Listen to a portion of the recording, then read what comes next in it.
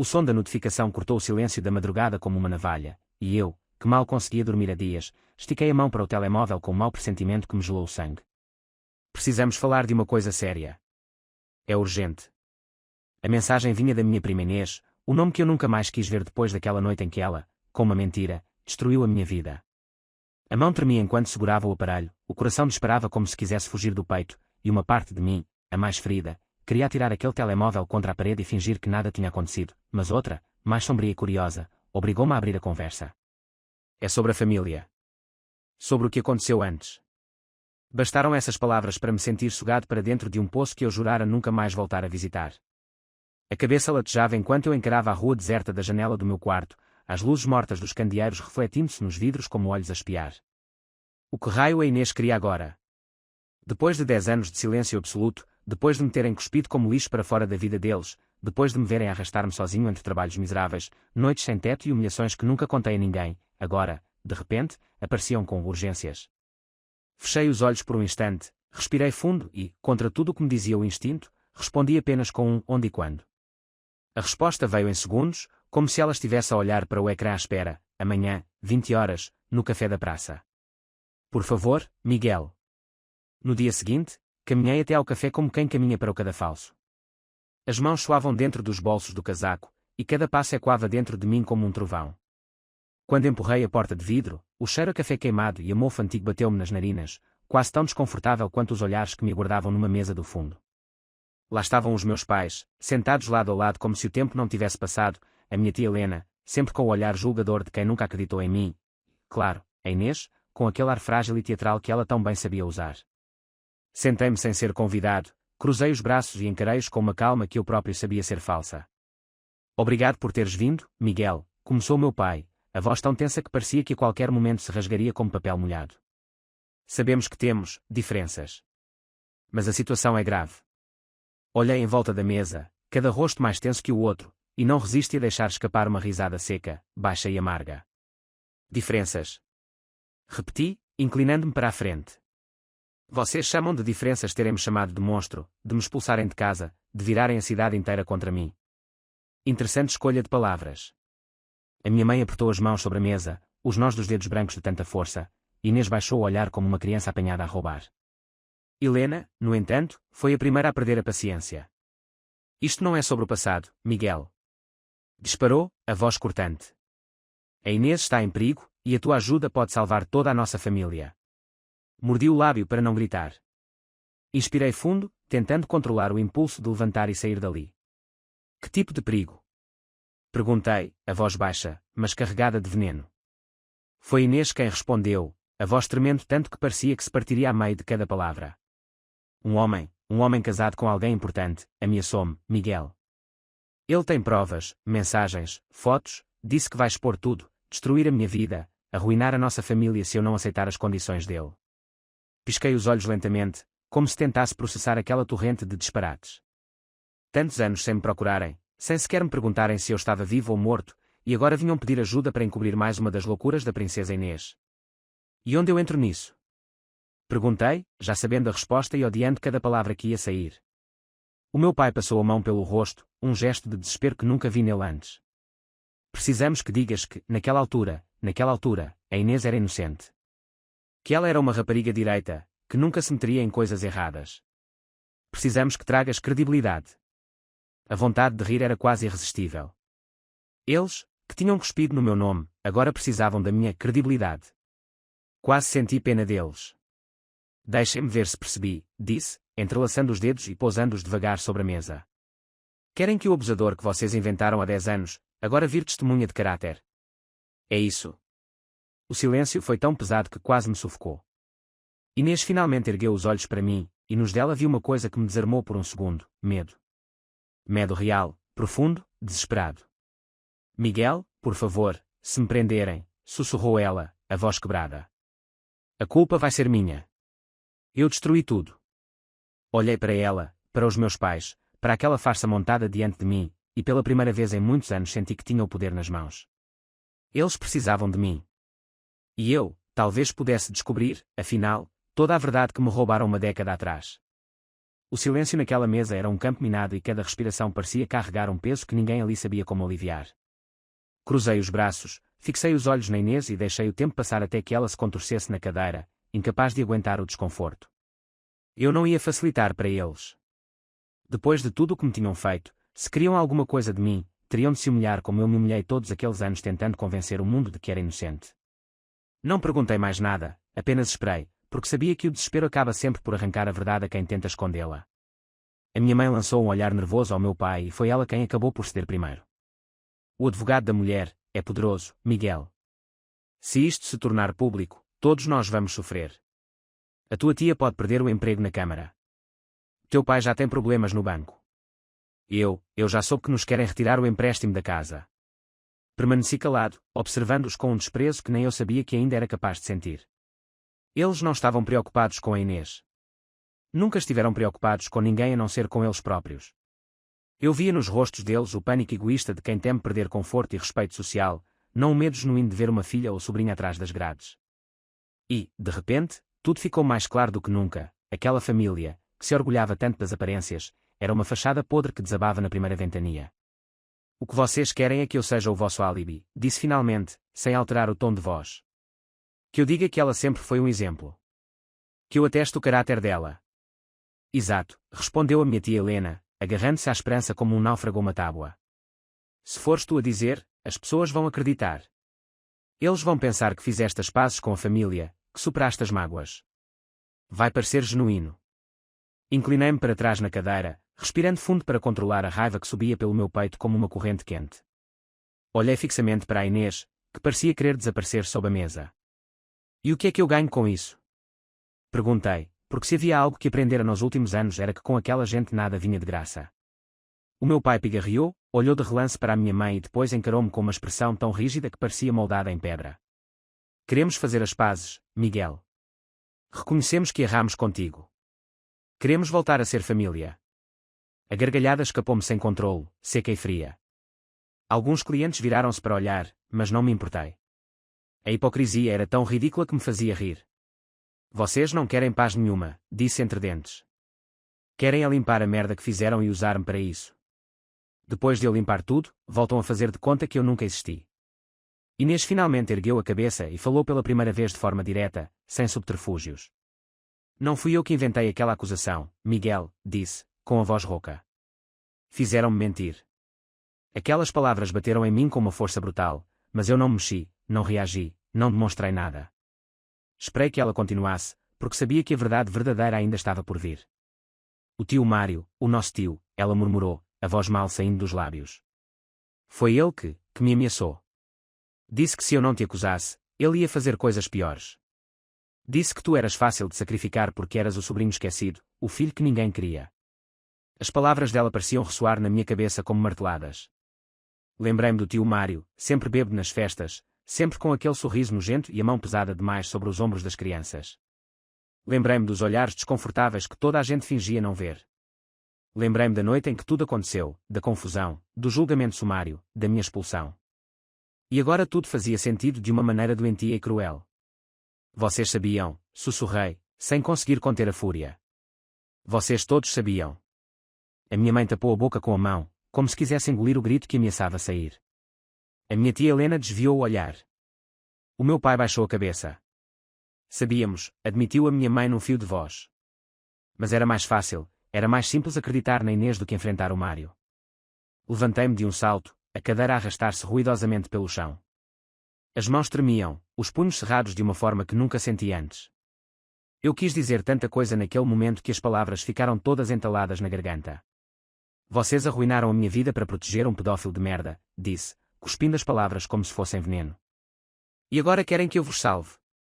A Inês levantou-se também, lágrimas a correr-lhe pelo rosto. Eu era uma criança, Miguel. Eu tinha medo. Eles disseram que tu eras forte, que ias superar. Que eu não podia enfrentar o tio sozinha. Fiquei a olhar para ela, a ver naquela mulher chorosa a menina que tinha sido manipulada tanto quanto eu tinha sido sacrificado. Mas o ressentimento era maior do que qualquer compaixão. Abanei a cabeça, incapaz de sentir outra coisa que não fosse nojo. Façam vocês o que quiserem, disse, virando-me para sair. Eu não vos devo nada. Enquanto empurrava a porta do café e sentia a chuva fria bater-me na cara, ouvi a voz do meu pai a atravessar o ar, desesperada. Miguel, se não nos ajudares, vamos todos ao fundo. Não me virei. Não respondi. Sabia que, dali em diante, quem decidia o jogo era eu. A chuva transformava a calçada em espelhos sujos enquanto eu caminhava rápido pelas ruas de Lisboa, com a cabeça a latejar e o estômago embrulhado, sem destino certo, só queria afastar-me daquela gente o mais depressa possível, como se a distância pudesse limpar o que tinha acabado de ouvir. O peso da revelação de Inês era quase insuportável, mas a raiva era o que me mantinha de pé, era como se cada passo que eu dava fosse empurrado pelo ódio acumulado de 10 anos. Não sabia o que fazer, não sabia se devia denunciá-los todos, se devia confrontar o tio Mário, se devia desaparecer outra vez, mas sabia que não podia deixar aquilo em silêncio, não desta vez. Parei numa esquina, a respiração descompassada, e tirei o telemóvel do bolso, com os dedos a tremer de frio e fúria. Tinha apenas um contacto que podia realmente ajudar-me, um antigo colega de escola que agora era jornalista de investigação, daqueles que adoram histórias sujas de famílias respeitáveis a desmoronar. Hugo, sou eu, disse assim que ele atendeu. Preciso de falar contigo. Tenho uma história. Do outro lado, o silêncio durou apenas o tempo de uma respiração. Onde estás? Marcámos encontro num bar discreto, longe do centro, onde ninguém nos reconheceria. Quando cheguei, ele já estava sentado com uma cerveja à frente e um gravador no bolso do casaco. Sentei-me, sem cerimónias, e despejei tudo de uma vez, desde a falsa acusação até à confissão de Inês. Hugo ouviu tudo sem me interromper, apenas assentindo de vez em quando, com aquele olhar concentrado de quem já está a montar a narrativa na cabeça. Tens provas? Perguntou, assim que terminei. Só a minha palavra e o que a Inês disse ontem, respondi, sabendo que não era suficiente. Precisamos de mais, disse ele, direto. Se for só a tua palavra contra a deles, vão enterrar-te outra vez. Mas se conseguimos apanhar o tio Mário, se conseguimos puxar esse fio. E como é que fazemos isso? Deixa comigo, disse ele, já a mexer no telemóvel. Vou investigar discretamente. Tu só tens de ficar calmo e esperar o meu sinal. Calmo. A palavra parecia uma piada. Durante 3 dias, vivi num estado de alerta permanente, esperando uma chamada, um sinal, qualquer coisa. Trabalhar era impossível, dormir era uma memória distante. Cada vez que o telemóvel vibrava, o coração saltava-me até à garganta. Finalmente, na tarde do 4º dia, o Hugo ligou. Aparece na Rua dos Remédios, número 18. Agora. Peguei nas chaves e saí de casa sem pensar 2 vezes. Quando cheguei, encontrei o Hugo encostado a uma parede descascada, com um sorriso de quem sabia algo que mudava o jogo. O teu tio anda metido em coisas feias, disse ele, sem rodeios. Mais feias do que pensávamos. Não é só a Inês. Há outras raparigas. Menores. Uma delas quer falar connosco.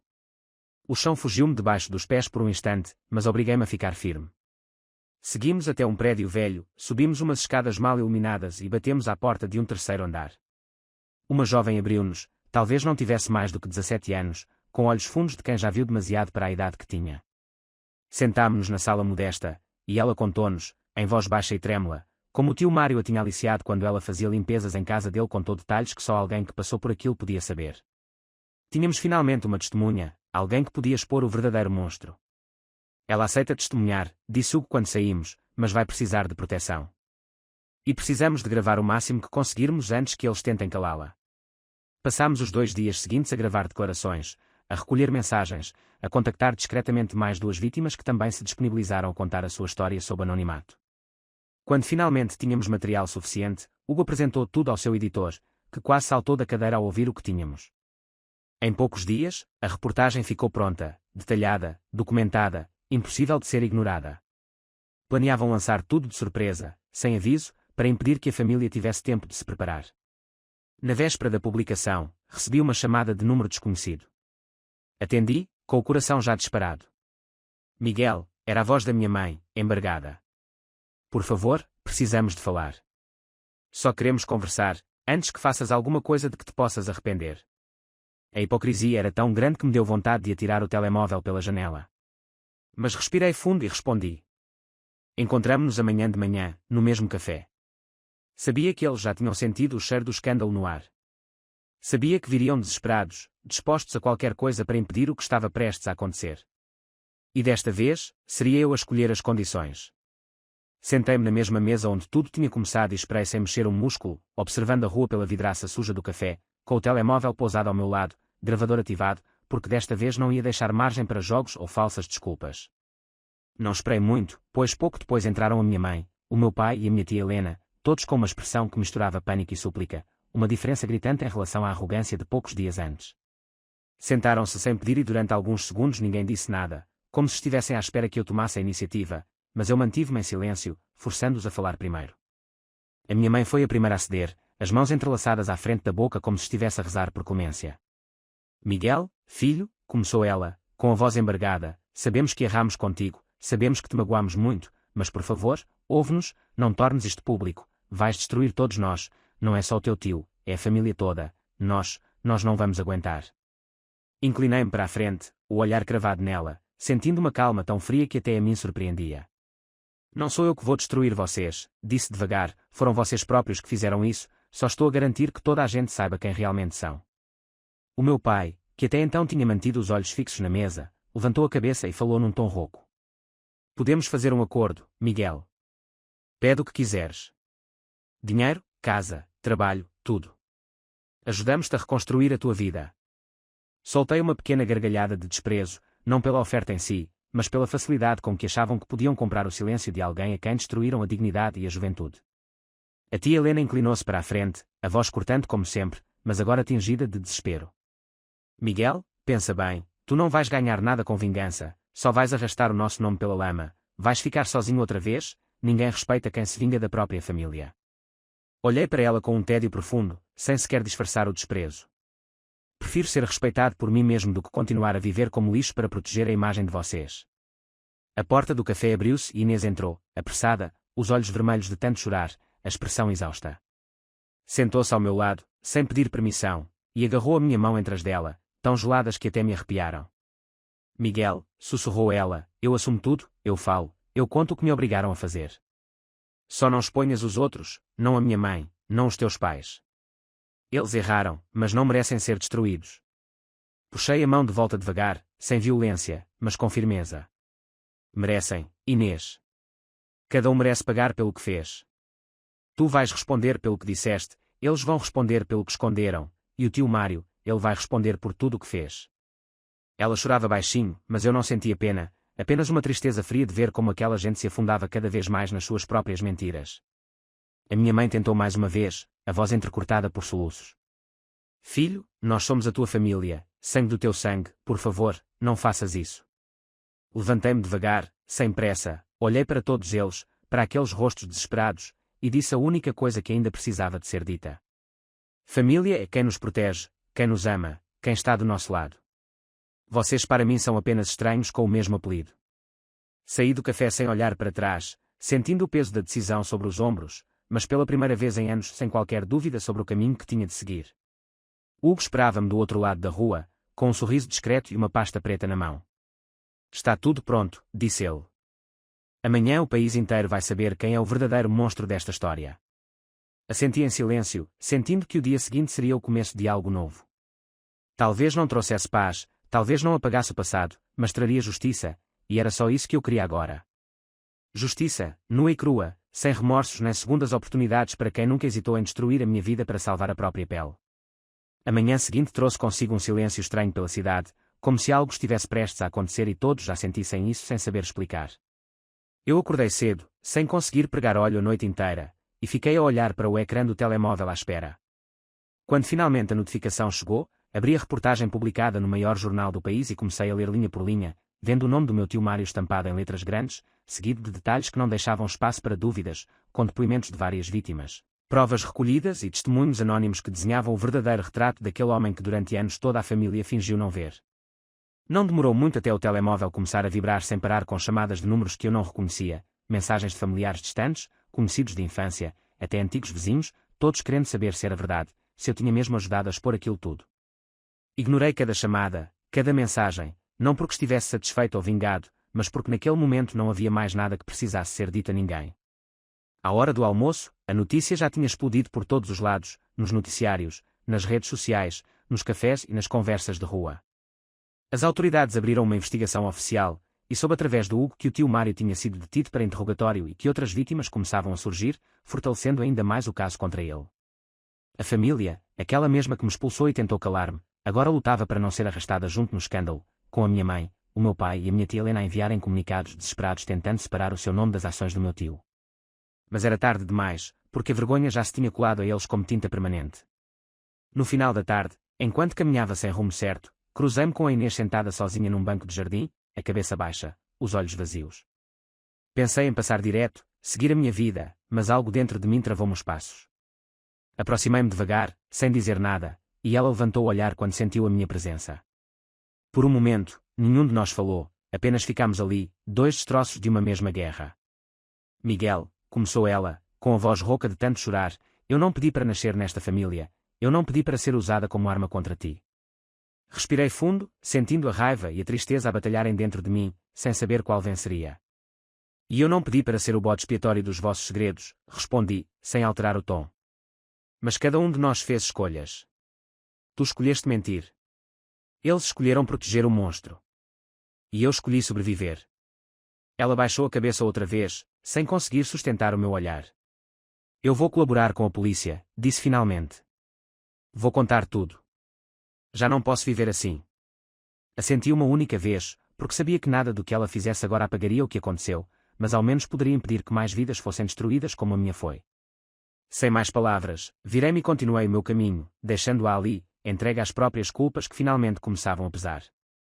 Naquela noite, sentei-me sozinho no meu pequeno apartamento, sem televisão ligada, sem música, sem distrações, apenas eu e a sensação crua de ter feito o que precisava ser feito.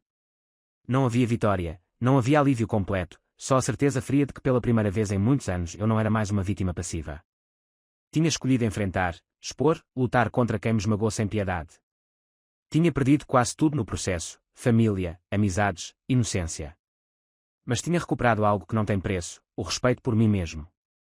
No dia seguinte, recebi uma última mensagem da minha mãe, curta, sem apelos, sem acusações, apenas um reconhecimento frio. Fizemos-te muito mal, lamento. Adeus.